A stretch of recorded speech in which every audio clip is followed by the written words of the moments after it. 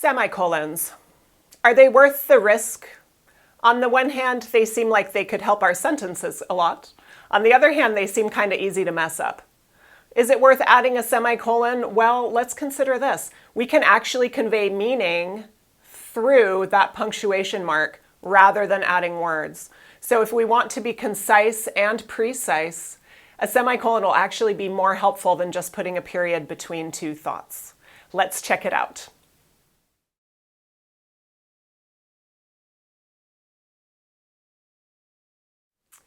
Let me tell you a little bit about my weekend. This weekend was lots of fun. I saw some friends and got outside.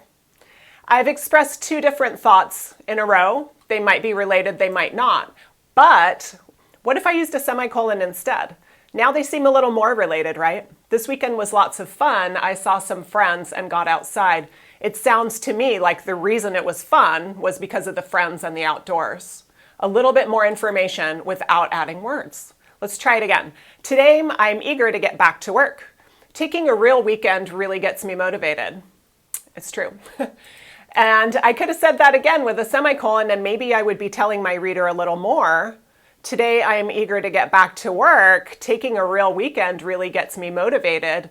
Again, it sounds like either I'm explaining with the second part that the weekend was the cause of my motivation, or that, again, cause and effect, right? One thing caused the other. So it is worth using a semicolon and developing that confidence to do so, because you can actually provide more meaning, again, in fewer words, like we always try to do with high-value writing by targeting our meaning. All right, let's look at the rules then.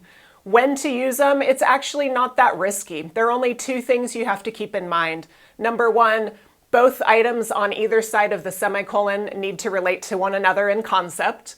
That would be the whole reason to use one versus putting a period between two thoughts, because the semicolon adds that extra meaning like, hey, these are related.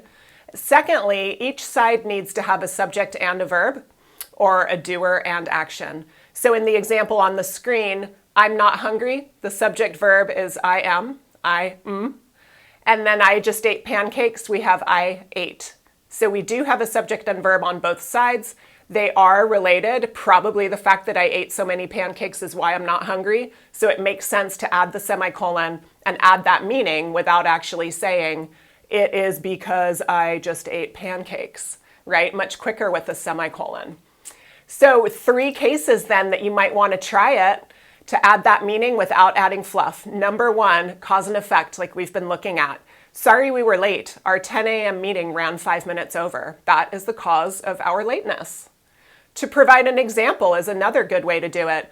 We don't get that with just a period. You'll learn a lot at the benefits fair. We'll discuss coverage and tier options. A couple examples. Or to just add more explanation. And these kind of overlap, these ways of using them, right? But the new manager is going to do great. Her experience fits our needs perfectly. That's explaining a little bit about why I think she's going to do so well. It overlaps a little with cause and effect, but we can see again how much information we get just from a dot and a comma. So try it out. Let me know how it goes. And if you like what you're learning, please subscribe to the channel, and we're going to keep bringing you lots of great stuff with high value writing. See you soon.